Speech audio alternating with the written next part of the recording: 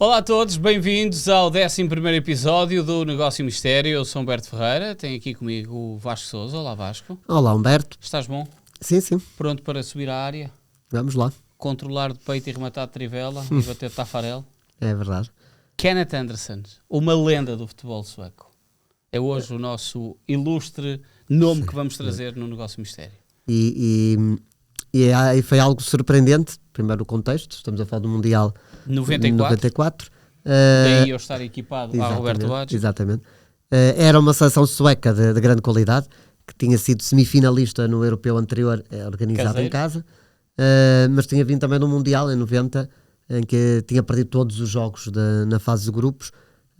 Reunia uma equipa com alguns veteranos, jogadores muito experientes. Tinha o Ravelli, tinha o Terne, tinha o Schwarz, Roland Nielsen, e depois tinha vários jovens, o Brolin, mas já tinha estado no Mundial 90, e era principalmente o ataque que mais sobressaía, porque havia o Dahlin, que era um grande goleador que jogava na Bundesliga nessa altura. Havia um então jovem Henrik Larsson, ainda com rastas, a aparecer, e havia o Kenneth Anderson, que jogava em França, no Lille. Sim, ele vai ao Mundial como sendo jogador do jogador Lille, sim. Que era relativamente conhecido, mas não era visto como uma super estrela. Mas esse campeonato Aliás, do mundo ele está um bocado escondido na órbita de ir a esse Mundial ou não ir a esse Mundial, porque ele comentou que o Tommy Svensson, o selecionador sueco, estava muito na dúvida, porque ele não faz quase fase de qualificação, porque está muito intermitente a sua utilização. Ele tinha estado primeiro no Mechelen, na Bélgica, e é só nas metades das épocas em que está a jogar na Suécia e no Norrköping que depois o faz com que seja chamada a seleção sueca, porque a utilização na Bélgica é diminuta, sem influência, sem golos. E ele sentiu que tinha que ter golo para que o Svensson o chamasse e lhe desse a oportunidade de estar no campeonato do mundo. Falamos aqui, a concorrência no ataque era fortíssima. Martin Dahlin eu adorava esse avançado. Sim, eu também. Era muito rápido. Era muito forte, tinha técnica. Tinha faro de golo. Ele não precisava de um grande trabalho ofensivo para marcar. E era mesmo espetacular, Martin Dahlin. Essa seleção sueca ficou sempre no nosso imaginário. E ela até começa o Mundial... Eu posso dizer que desta seleção sueca eu tinha um desejo, posso utilizar a palavra macabro, se calhar é forte, mas um desejo de malvadez que gostasse que acontecesse ao Thomas Ravelli. Enervava-me ele passar a bola atrás das costas. Eu achava muita piada ao Ravelli. Eu era grande fã do Thomas Ravelli. Sim, repara, era elástico, Não, mas era uma personagem. E aquele movimento, ele pegar na bola e passar atrás das costas, eu pensava assim, devia de cair, devia de correr mal e entrar para dentro da baliza. Mas não aconteceu. Pois nunca aconteceu. Eu acho que se acontecesse um dia, ele nunca mais fazia.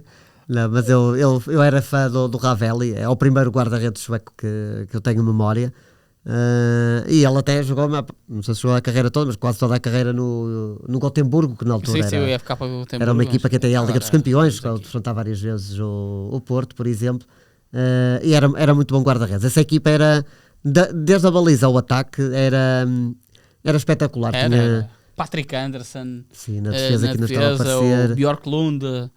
Estamos aqui, Roland Nielsen, que já era assim mais experiente. Depois o meio campo ainda tinha o Limpar, que não era titular indiscutível, Ingasson, o Terne, e o ataque então era qualquer coisa, com o Brolin, com o Kenneth Anderson, com o Dahlin o Blomqvist também. O Blomqvist também que ainda estava a aparecer. E veja-se que a Suécia, o Kenneth Anderson começa no banco, não é? A Suécia arranca com um empate frente aos Camarões, um empate difícil.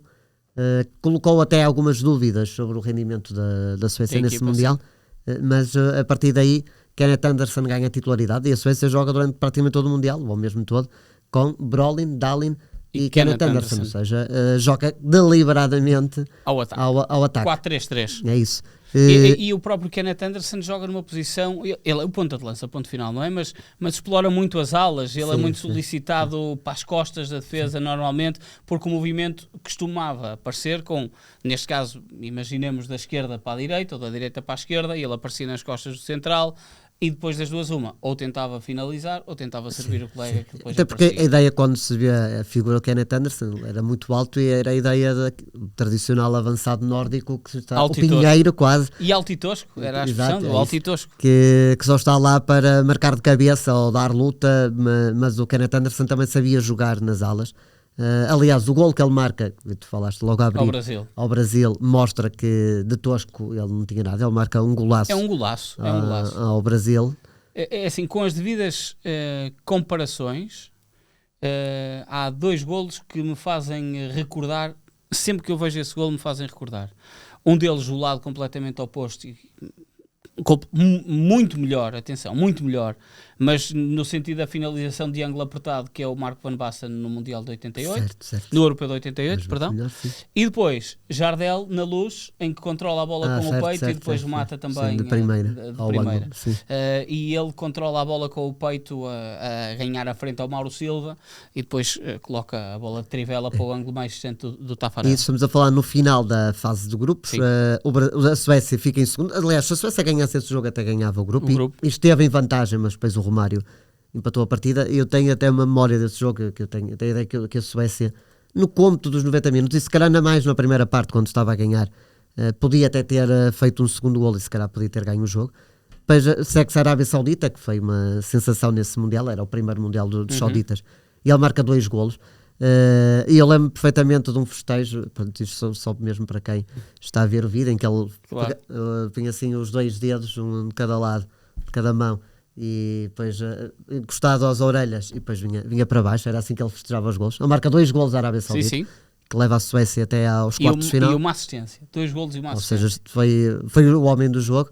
Depois a Suécia defronta a Roménia, que é um dos melhores jogos desse campeonato do mundo, Verdade. que vai a penaltis. A Suécia está a ganhar, já perto do final do jogo, a Roménia empata, depois a Roménia já no prolongamento põe-se em vantagem, mas os suecos ainda empatam. Este jogo é delicioso, este jogo. Ele não marca aí. Marca o gol do marca empate. o gol do empate. Só que esse jogo acaba por ser muito cansativo. Estamos a falar de temperaturas altas, um jogo de 120 minutos e com... Há pouco tempo a FIFA, antes do Campeonato do Mundo, começou a lançar alguns vídeos de jogos clássicos no Campeonato do Mundo. Eu fui vendo alguns e vi o resumo desse jogo. E mostra que este jogo foi muito exigente fisicamente para as duas equipas. Este jogo, há aqui um ponto importante para trazermos comparativamente com muitos anos de diferença. É que não havia halftime break e com isto estamos a dizer a parte da hidratação mesmo, não é? Portanto, e os estádios não eram fechados. Tipo, estamos a falar de uns jogos em que tínhamos um estádio, Silverdome, se não me engano, que tínhamos só um estádio que era fechado, totalmente coberto, todos os outros eram abertos. E jogava-se muitas vezes tipo, ao meio-dia nos Estados Unidos. Este jogo foi disputado ao meio-dia. Não havia palas e, portanto, era um calor imenso. Já seria um calor para os jogadores sempre, mas depois também era um calor para os próprios atletas. Tipo, este jogo foi uma coisa desastrosa. Sim. Depois e a Suécia acaba por pagar muito o esforço desse jogo, porque depois defronta o Brasil, depois de 120 minutos, muito cansaço, e a Suécia fez, contrariamente ao jogo da fase de grupos, tem muitas dificuldades contra o Brasil dominou o jogo todo e acaba por... só ganha 1-0, é verdade, mas foi claramente superior. E depois há o jogo do 3º e 4º lugar contra a Bulgária. Agora olhando nesta... Parece uma coisinha banal, não é? Sim, mas era uma Bulgária... sim, e parece um jogo tipo 3º e 4º lugar do Mundial, Suécia-Bulgária, mas já eram 2 equipas de grande qualidade. E ao intervalo já está 4-0 para a Suécia. E eu acho que o Kenneth Anderson entra neste jogo para tentar ser o melhor marcador do Pois, Mundial. porque esse Mundial teve uma grande disputa pelo título melhor marcador. E o Stoichkov com 6 golos. E eu lembro que a Bulgária nesse jogo, mais até do que ganhar o jogo, a intenção era passar a bola ao Stoichkov, para ele marcar, porque o Stoichkov ficou em igualdade com o Salenko. O Stoichkov marca 6. É isso. E a ideia era o Stoichkov ficar isolado, até porque para todos os efeitos o Salenko só faz 3 jogos, é ele o melhor marcador do que o Stoichkov. Eu recordo-me que a Bulgária, mais até, e acho que a Bulgária acaba por ser prejudicada por isso, porque a maior parte dos jogadores entrou no jogo com temos de passar a bola ao Stoichkov e não tanto, vamos tentar ganhar. E do lado da Suécia havia também o Kenneth Anderson, era mais difícil, porque só tinha 4 golos. Chegar lá, mas ele ainda marca um golo, não é? A Suécia dá um show, ganha 4-0. Eu lembro que o Henrik Larsson é finalmente titular nesse jogo e marca um golo. Por isso alguém depois terá sempre para os saído, outros terá sido então o Dallin, não joga esse É o jogo. Dallin que não joga. E nem joga sequer na partida inteira. Ok, Portanto, pois, só fazem uma substituição. é a oportunidade para o Henrik Larsson, que na altura ainda era um jovem. E veja-se, Brolin, Larsson, ou seja, não joga o Dallin, mas joga Sim. Brolin, Larsson e Kenneth Anderson. A Suécia goleia 4-0, resultado feito na primeira parte do jogo. É verdade. E fica no terceiro lugar, a segunda melhor classificação de sempre da Suécia. E eu aposto que durante muitos anos vai ser a melhor classificação. Sim. Acho que a melhor. Dificilmente a Suécia chegará a uma meia final do Campeonato do Mundo nos próximos tempos. O Kenneth Anderson. E agora eu dizia isto e a Suécia desatava a Exatamente. ganhar jogos neste Mundial com o Guiocas e o Isaac. E de repente estava nas meias finais. Um dos grandes destaques até da antecâmara deste Campeonato do Mundo foi o Kenneth Anderson ter dito que quase que a desvalorizar o seu feito. Ele tem um feito que igualou em campeonatos do mundo, que tinha sido atingido em 1974, num triunfo da Alemanha sobre a RFA. E que quando marca o quinto golo, levantou, olhou para a bancada e viu o seu... eu vou aqui descobrir o nome do avançado. É o recorde dos 5 golos em campeonatos do mundo, que pertencia a um outro sueco, que deixa-me aqui ver quem é que tinha sido. Edström. Ralf Edström. E então o que é que fez esse senhor? E este senhor marca no Campeonato do Mundo 4 golos. Que era o melhor registro do jogador sueco. Que era o melhor registro do jogador sueco.